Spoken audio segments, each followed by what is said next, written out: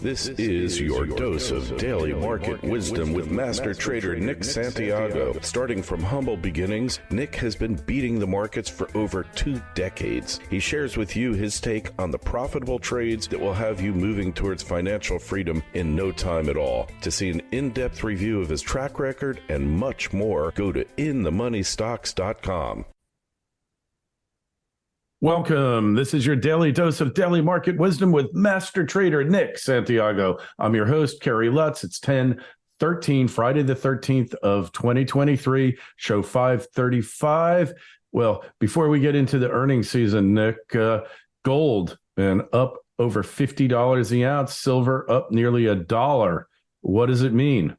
The precious metals are telling us something. Earlier this week, Kerry, I told you I had bought some SLV, and I said, you know what, it's a good level. I didn't really know that we were going to have the Middle East turmoil starting up, but silver and gold are both on fire today. And gold in particular, that's a very big move. We don't see $50 moves in a single session very often, but that's probably telling us there's going to be some bigger problems coming along, and it's probably geopolitical. That's what I'm assuming, but it is definitely speaking to us. Remember, gold moves up for 2 reasons.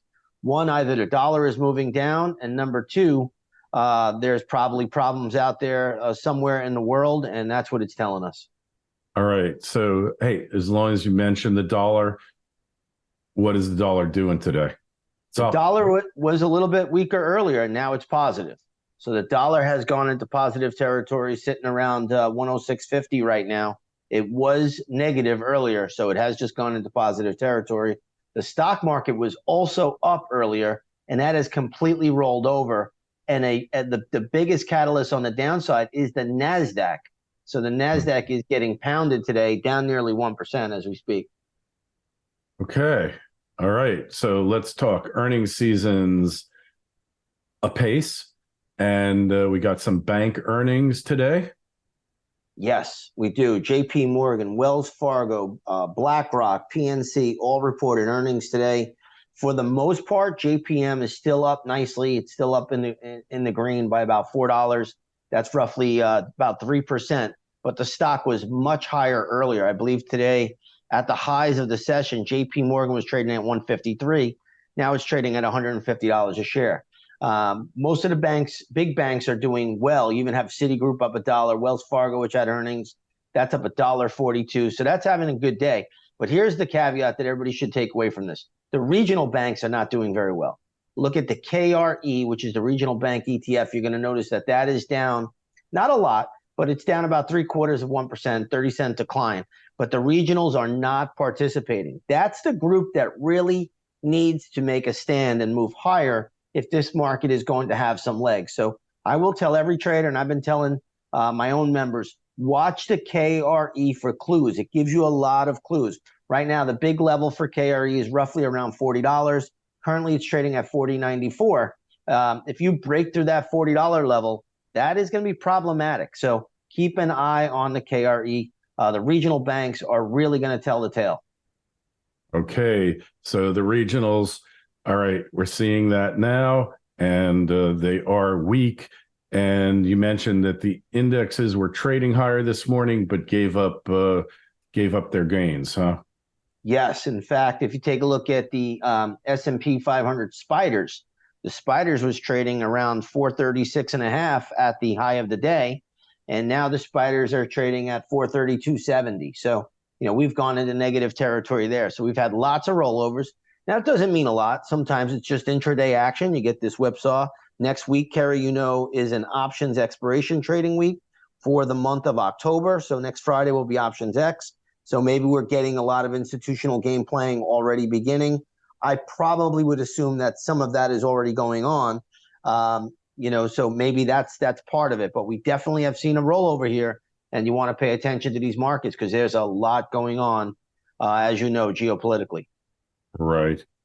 Okay. So geopolitically, yes, for sure. And oil is also catching a bid today, Nick.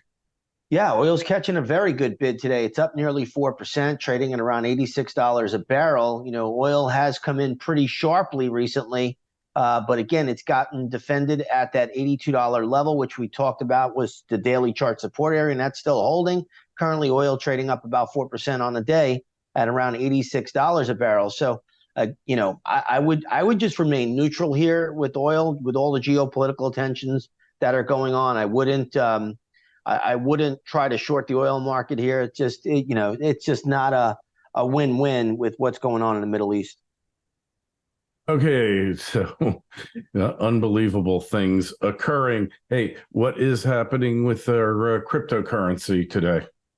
Yeah, so cryptocurrency today is a little bit on the flattish side. When I look at it now, I think it's up about 0.2%, so a little bit on the quiet side. But I believe there's a big SEC meeting going on. Recently they had this case where Bitcoin was trying to, I think it was Grayscale was trying to come out with a spot Bitcoin ETF, and right. We'll see if that litigation goes back into court. There's some talk that will happen. So you never know. But the Bitcoin pattern right now is bearish. So, if it surprises and makes a bigger move the other way, then we'd have to pay attention to it. But right now, the Bitcoin pattern on the chart, the weekly chart at least, is a bearish setup. And it does say Bitcoin ultimately will go lower. All right. Well, that is it for today. Make sure you go over to Nick's site, inthemoneystocks.com. See how he's beaten the averages for decades.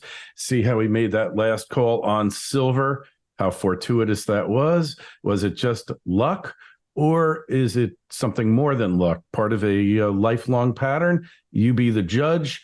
The Twitter feeds at ITMS, at Nick Santiago 01, at Kerry Lutz. Emails are welcome, kl@kerrylutz.com. Make sure you share, like, and subscribe to the YouTube channel. And while you're there, write down any comments you like, and we'll get to them at some point in the not too distant future. Nick, have a great weekend. We'll talk to you on Monday. Sounds good, Kerry. Have a great weekend.